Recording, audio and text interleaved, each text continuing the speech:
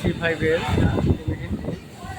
Reset programme অনেক সময় দেখা যায় এই বাটনটি রিসেট চাপতে ধরে থাকলেও রিসেট নেয় না, কিন্তু আমাদেরকে এটি মাস্টার রিসেট মারতে হয়।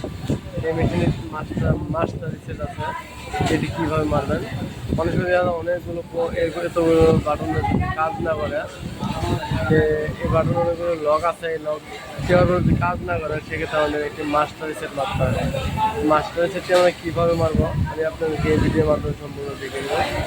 চলুন আমরা মাস্টার রিসেটটি কীভাবে মারতে হয় আমরা ভিডিওর মাধ্যমে দেখে আসি।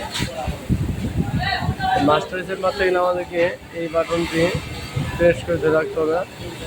প্রেস করে ধরে রাখার পরে দেখেন এখানে এইটা আসে,